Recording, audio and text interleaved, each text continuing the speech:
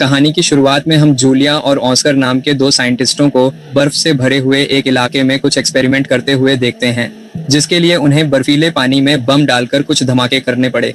तभी उन्हें हेडक्वार्टर्स से कॉल आया।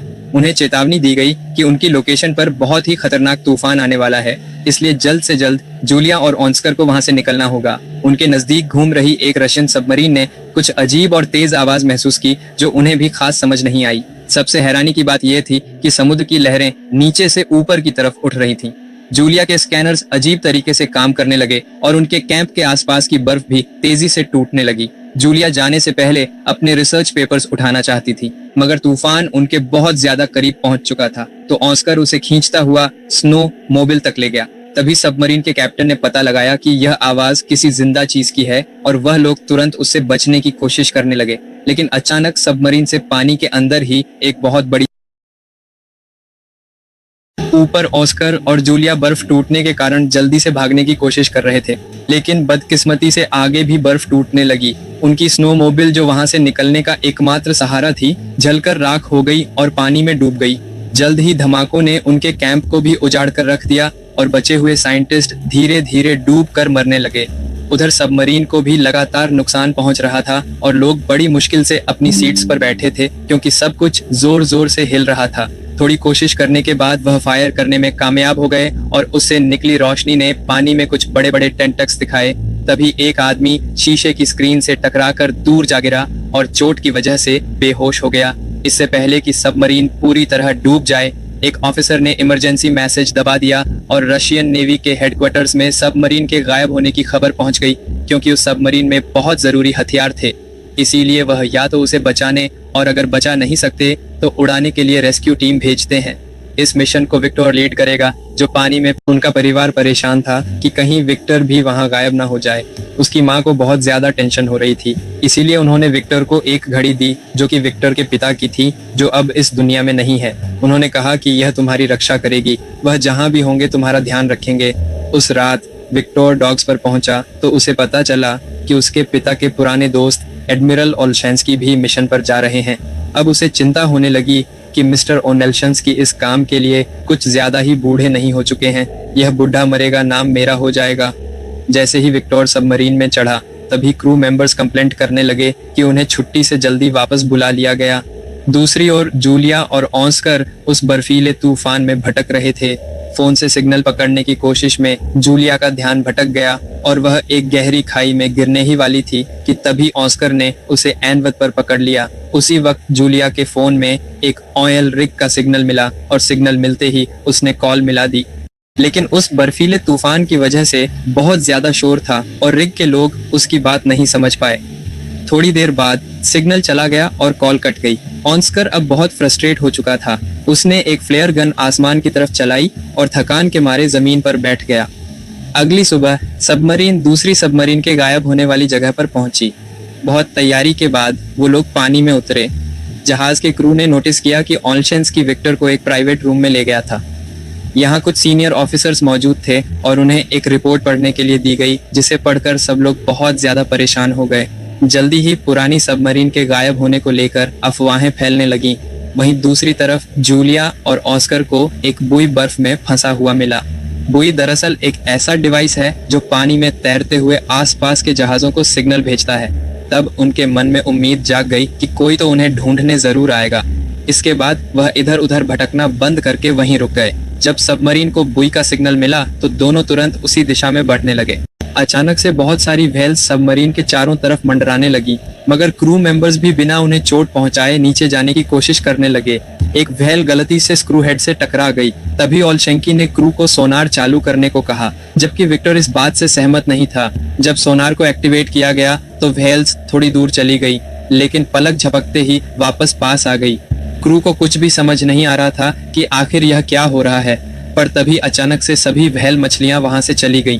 पता चला कि उस एरिया में एक लो फ्रीक्वेंसी की आवाज आ रही है और अचानक ही समुद्र का निचला हिस्सा ऊपर उठ रहा है। तभी अचानक अंधेरे में एक बड़ा सा टेंटिकल हिलने लगा और सिर्फ अपने एक ही वार से उसने व्हेल को मार डाला। सबमरीन के क्रू को तो यह आवाज सुनाई नहीं दे रही थी। तभी उनका रेडार सिग्नल देने लगा कि एक बहुत बड़ा जीव उनकी सबमरीन से टकराने वाला है। ओल्स्की को लगा कि शायद किसी दुश्मन का जहाज आ रहा है, इसीलिए उसने क्रू मेंबर्स को फायर करने का ऑर्डर दिया, लेकिन विक्टर को यह ऑन ऑर्डर सही नहीं लगा, इसीलिए उसने क्रू को जल्दी से छुप जाने को कहा।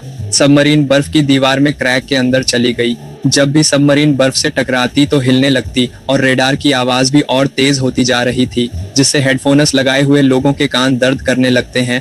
जैसे ही वह अजीब दुश्मन उनका पीछा करता है, क्रू को सबमरीन रोकनी पड़ी क्योंकि एक दीवार ने उनका रास्ता रोक लिया था। खुशी की बात यह थी कि उनका पीछा करने वाला वह अनजान दुश्मन तब तक जा चुका था। जब क्रू सबमरीन के डैमेज का अंदाजा लगा रही थी तो ओल्शंस्की विक्टर को डांटता है कि उसने बिना सोचे समझे रिस्क लिया। अब उनके पास कोई ऑप्शन नहीं बचा, तो अब उन्हें सबमरीन को ठीक करने के लिए पानी के ऊपर आना होगा। वहीं जूलिया और ऑस्कर कुछ पत्थरों के पास चिपक कर गर्मी लेने की कोशिश कर रहे थे। अचानक बर्फ टूटने की आवाज सुनाई दी और सबमरीन पानी से बाहर निकल आई। सबमरीन में से लोग तुरंत बचे हुए लोगों को देखकर उनसे मिलने के लिए आए, यह पता होने के बावजूद भी कि यह लोग उस सबमरीन के तो नहीं हैं जिसके ऊपर हमला हुआ था। क्रू मेंबर्स ने उनकी बात ध्यान से सुनी। विक्टर ने बुई को चेक किया और फिर ओशस्की से बात करने गया। ओशस्की का कहना था कि इन दोनों को थोड़ा खाना देकर यहीं छोड़ दो, क्योंकि हो सकता है कि यह दूसरे देश के जासूस हों। लेकिन विक्टर ने उन पर थोड़ी दया करते हुए उन्हें सबमरीन में बैठा लिया।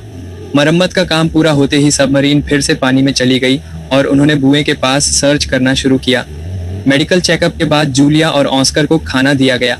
फिर विक्टर ने उन्हें मैप दिखाकर उनके कैंप की लोकेशन पूछी और साथ ही यह भी पूछा कि क्या उन्होंने कुछ अजीब देखा है। जूलिया बताती है कि उन्होंने वहां बड़े बड़े धमाके देखे थे। विक्टर को लगा कि शायद यही उसके भाई की सबमरीन के डूबने की वजह है। सारा क्रू आगे की योजना के बारे में बात करने लगा, लेकिन ओशस्की ने कहा कि हमें वापस चलना चाहिए क्योंकि थोड़ी देर पहले रडार में जो भी चीज थी वह खतरा वापस आ सकता है। अगर हम पर फिर से अटैक हुआ तो इमरजेंसी सिग्नल भेजना तक मुश्किल होगा। लेकिन विक्टर अपने भाई को ढूंढने के लिए बेचैन था और ऑर्डर देता है कि सबमरीन जूलिया के कैंप की तरफ ले चलो। ओशस्की ने विक्टर को दूर ले जाकर चेतावनी दी कि यह दूसरी बार है जब उसने गलत फैसला लिया है। अगर एक और बार ऐसा हुआ तो सब कुछ खत्म हो जाएगा। विक्टर ने अपने एक साथी को समझाया कि हमें जल्दी करनी होगी क्योंकि अगर दूसरी सबमरीन में कोई जिंदा है तो उसके पास ऑक्सीजन कमी ही बची होगी। तभी जूलिया को एक अजीब सी आवाज सुनाई दी। ऑस्कर कहता है कि यह सोनार की आवाज है जो दूसरी सबमरीन को ढूंढ रही है। खोज कुछ देर तक चलती रही, लेकिन फिर रेडार दिखाता है कि वह अजीब दुश्मन फिर से उनका पीछा कर रहा है। विक्टर ने क्रू से कहा कि पहले की तरह एक छुपने की जगह ढूंढो, लेकिन इस बार उनके आसपास कोई इस तरह की जगह नहीं थी। लेकिन वहीं पास में एक ऑनेल रिग मौजूद थी, तो विक्टर ने सोचा कि वहां पर छुपने की जगह मिल सकती है। जब सबमरीन पानी की सतह पर आने के लिए तैयार हो रही थी, तब ऑनेल रिग के सभी वर्कर्स समुद्र से उठ रहे बड़े बड़े टेंटिकल्स को देखकर हैरान रह गए। उन्होंने तुरंत अलार्म बजा दिया। टेंटिकल्स रिग पर अटैक करना शुरू कर देते हैं और सारी बिल्डिंग गिरने लगती है। कई जगह तो जबरदस्त धमाके भी होने लगे। बहुत से वर्कर्स ने घबराकर भागने की कोशिश की, लेकिन उनके पास कहीं जाने की जगह ही नहीं थी क्योंकि पूरा का पूरा स्ट्रक्चर ही टूट रहा था। जैसे ही सबमरीन का कांटेक्ट रिग से टूटा तो विक्टर पेरिस्कोप की मदद से यह देखने की कोशिश करने लगा कि आखिर चल क्या रहा है। जब उसने बड़े बड़े टेंटिकल्स को रिग को तबाह करते हुए देखा तो वह डर गया। उसने यह दृश्य स्क्रीन पर भेजा ताकि पूरा क्रू यह देख सके कि वह किससे लड़ रहे हैं, उनका दुश्मन कितना बड़ा है। जब रेग पूरी तरह से खत्म हो गई तो वह अजीब मॉन्स्टर फिर से सबमरीन का पीछा करने लगा, जिसके बाद उन्हें सबमरीन को तुरंत मोड़ना पड़ा। ओशस्की सोचने लगा कि विक्टर का क्रू को वह बड़ा सा मॉन्स्टर दिखाना उसकी तीसरी गलती थी और उसने सीधे तौर पर कहा कि अब से लीडरशिप मैं संभालूंगा। उसने जल्दी से कहा कि 2 टॉर्पिडो इसके ऊपर दाग दो और वह सीधा टारगेट को जाकर लगे। इस पर ओनेल्शस्की ने कहा कि ऐसे किया जाता है काम, लेकिन उसका चेहरा मरे हुए फूल की तरह मुरझा गया जब एक ऑफिसर कहता है कि दुश्मन अब भी जिंदा है और अब और गुस्से में आगे बढ़ रहा है और टॉर्पिडोज छोड़े जाते हैं। एक और धमाका होता है मेन टारगेट को फिर से लगता है, लेकिन यह भी उस बड़े से मॉन्स्टर को मारने के लिए काफी नहीं था। मॉन्स्टर सबमरीन का पीछा करता रहता है और ऑलशेंस की डर के मारे कुछ नहीं कर पाता। तब विक्टर ने फिर से कमान संभाली और क्रू से कहा कि जितना हो सके सबमरीन को तेज भगाओ। वो लोग उस मॉन्स्टर के ज्यादातर अटैक्स से बच गए, लेकिन एक टेंटिकल सबमरीन को लगा, जिससे सबमरीन को थोड़ा नुकसान तो पहुंचा। वहां पर काम कर रहे लोगों को भी बहुत चोट आई। विक्टर का भी सर टकरा गया और उसे चक्कर आने लगे। कुछ कंप्यूटर टर्स में शॉर्ट सर्किट हो जाते हैं और एक कंप्यूटर तो एक आदमी के ऊपर गिर गया। सबमरीन डूबने लगती है और वह मॉन्स्टर इस मौके का फायदा उठाकर एक और जोर का हमला करता है। अचानक से मिसाइल वाले कंपार्टमेंट में धमाका हो गया। वहां पर बुरी तरह से आग लग गई, जिसके बाद जहाज के क्रू ने वहां पर वेंटिलेशन बंद करके एरिया को पूरी तरह सील कर दिया। 7 लोगों ने वहीं रुककर एक्सटिंग्विशर की मदद से आग को बुझाने की कोशिश की, लेकिन टेंटिकल के एक और जबरदस्त वार से सबमरीन तेजी से नीचे गिरने लगती है। रेडार दिखाता है कि उस जानवर ने उन्हें चारों तरफ से घेर लिया है। जब क्रू ने ध्यान से देखा तो पता चला कि वह मॉन्स्टर एक क्रैकन है। आज के ऑक्टोपस का एक बहुत बड़ा रूप क्रैकन के बारे में पुराने समय में बहुत सी कहानियां लिखी गई हैं। अब क्योंकि उनके पास एक आखिरी मिसाइल बची है तो उसे बहुत सोच समझकर इस्तेमाल करना होगा। वो लोग आपस में डिस्कशन करने लगे कि आगे क्या करना चाहिए। विक्टर ने कहा कि सबमरीन को साइलेंट मोड पर ले जाओ, क्योंकि समुद्री जानवर आमतौर पर आवाजों से शिकार करते हैं। इसी वजह से टॉर्पीडो रूम में मौजूद वर्कर्स को आग बुझाने का काम रोकना पड़ता है, जिससे वहां पर कार्बन डाइऑक्साइड और कार्बन मोनोऑक्साइड के लेवल बढ़ने लगे। क्रैकन की आवाज कम्युनिकेशन ऑफिसर के कानों में बुरी तरह चुभ रही थी। टॉर्पीडो वाले कमरे में मौजूद लोग सोचने लगते हैं कि क्या हम ऐसे ही मर जाएंगे, लेकिन खुशकिस्मती से विक्टर का प्लान काम करने लगा और वह क्रैकन वहां से दूर चला गया। अब वह लोग दोबारा से अपने काम पर लग सकते हैं, लेकिन तब तक आग इतनी ज्यादा फैल चुकी थी कि थोड़े से एक्सटिंग्विशर से बुझाना पॉसिबल ही नहीं था। कुछ लोग आग से जलने लगे और तभी विक्टर ने सबको कहा कि कंपार्टमेंट खाली कर दो, जो चीज जल रही है जलने दो, बस अपनी जान बचाओ। कुछ ऑफिसर जब फायर एरिया से बाहर निकल रहे थे तो वह बुरी तरह से घायल हो गए, लेकिन बाकी के क्रू ने उन्हें दरवाजे के पार ले आने में उनकी मदद की। आखिरी सेकंड में दरवाजा बंद कर दिया गया ताकि आग बाकी हिस्सों तक ना पहुंच सके। टॉर्पीडो कंपार्टमेंट का प्रेशर कंट्रोल करके आखिरकार आग बुझा दी जाती है। यह वहां पर लोगों के होते हुए नहीं किया जा सकता था। इसके बाद जो लोग अभी भी ठीक थे उन्हें रिपेयर का काम दे दिया गया और जो लोग घायल थे उन्हें इन्फरी या उनके कमरों में भेज दिया गया। ऑस्कर और जूलिया ने उनकी चोटों का इलाज करने में मदद की, जिससे क्रू उन पर भरोसा करने लगा। बाद में विक्टर क्रू से उनके विचार पूछता है कि अब क्या करना चाहिए। सभी कहते हैं कि हमें वापस जाना चाहिए, क्योंकि हमें दूसरी सबमरीन की लोकेशन का कुछ नहीं पता और क्रैकन से बचने के लिए कोई सुरक्षा नहीं है हमारे पास। ओनेल शस्की ने विक्टर को याद दिलाया कि तुम्हारे पिता एक हीरो थे जो एक सबमरीन इंसिडेंट में लोगों को बचाते हुए शहीद हुए थे। काफी सोचने के बाद अब विक्टर भी मान गया कि वापस चलने में ही भलाई है। जब सबमरीन घर लौटने लगी, विक्टर अपने पिता की लिखी हुई आखिरी चिट्ठी पढ़ता है। तभी जूलिया उसके कमरे में आई और देखती है कि वहां पर कुछ पक्षी थे। विक्टर ने बताया कि उन्हें ऑक्सीजन लेवल चेक करने के लिए रखा गया है। जूलिया ने उससे एक मैप मांगा और सभी लोकेशंस दिखाई जहां पर उन्होंने क्रैकन को देखा है और अपने कैंप की भी लोकेशन बताई। वह कहती है कि पुरानी कहानियों के हिसाब से इस जानवर ने पहले भी कई जहाजों पर हमला किया है, लेकिन फिर अचानक ही वह गायब हो गया। इसीलिए कई साइंटिस्ट मानते थे कि क्रैकन किसी गहरी नींद में चला गया है। जूलिया ने बताया कि हमने जिन धमाकों का इस्तेमाल किया था शायद वह क्रैकन के छुपे हुए घर पर लगा दिए, इसी वजह से शायद वह जाग गया है। अगर सबको जिंदा रहना है तो उन्हें सोनार बंद करना होगा, वरना वह उनके पीछे दोबारा आ जाएगा।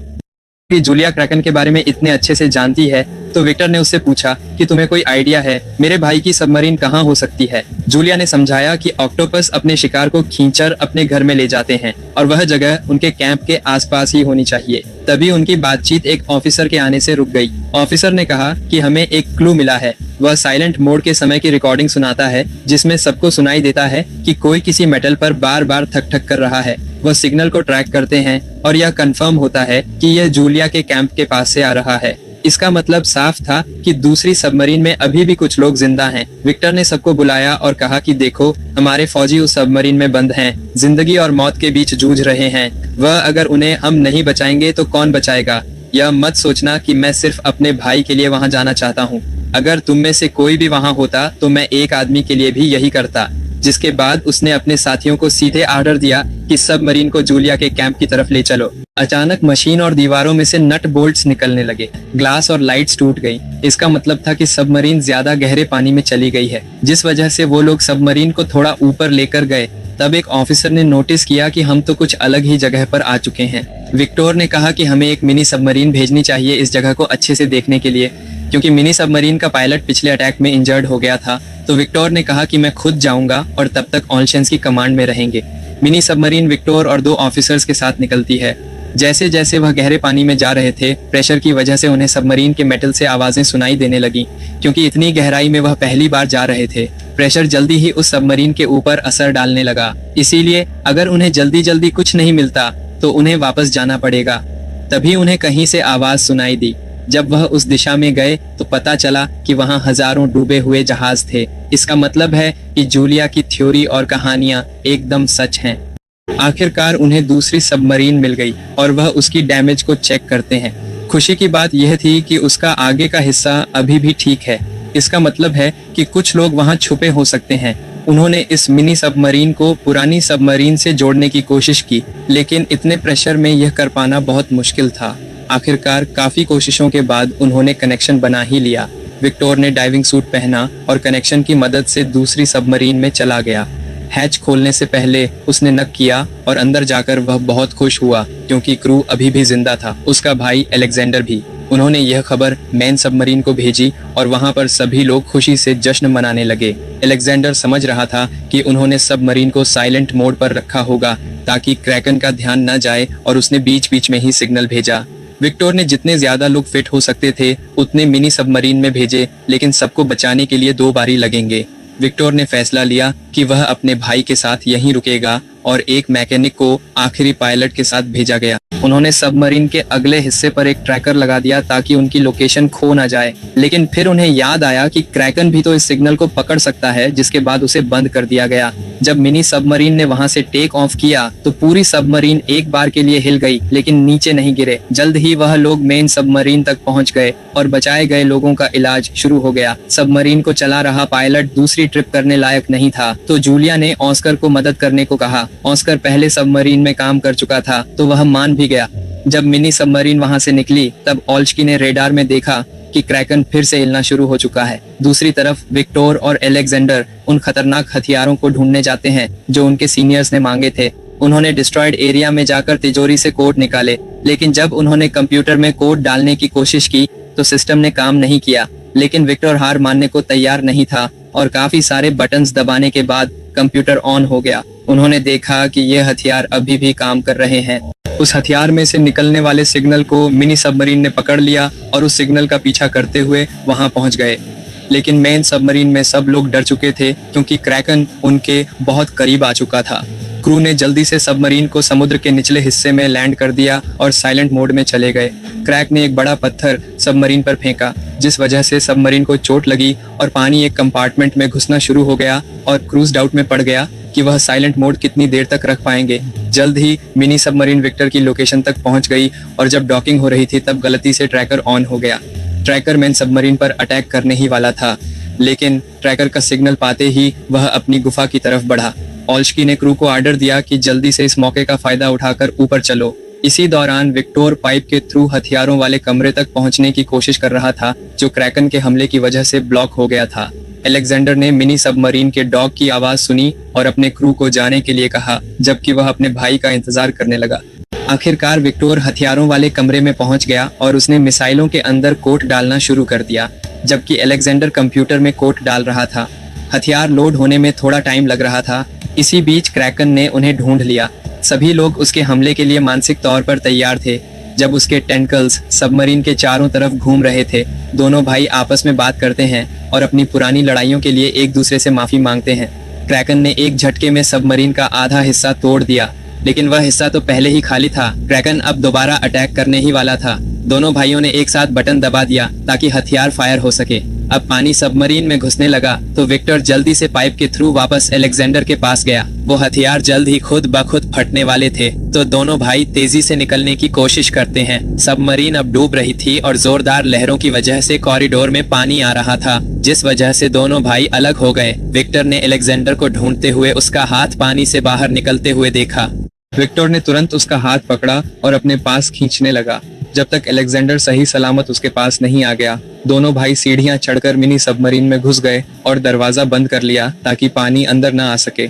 अब सिर्फ 2 मिनट बचे हैं धमाके के लिए, लेकिन मिनी सबमरीन लॉन्च नहीं कर पा रही थी। जब वह लोग मेन सबमरीन के साथ जुड़े जुड़े नीचे गिरने लगे तो विक्टर को इमरजेंसी लीवर याद आया। उसे खींचते ही मिनी सबमरीन आखिरकार डिस्कनेक्ट हो गई। फिर वह तेजी से निकलते हैं और हथियारों के फटते ही जो शॉक वेव निकली, उन्होंने मिनी सबमरीन को समुद्र में घुमा दिया। ऊपर मेन सबमरीन में सब लोग बस उनके सही सलामत ऊपर आने का इंतजार कर रहे थे। कुछ देर बाद सब लोगों के हौसले टूट ही रहे थे कि तभी पानी में कुछ बबल्स दिखने लगे। वो मिनी सबमरीन ही थी जो आखिरकार ऊपर आ चुकी थी। आखिरकार वह सभी लोग बच गए और दोनों भाई एक साथ अपनी माँ से मिले। वीडियो पसंद आई तो लाइक कर देना।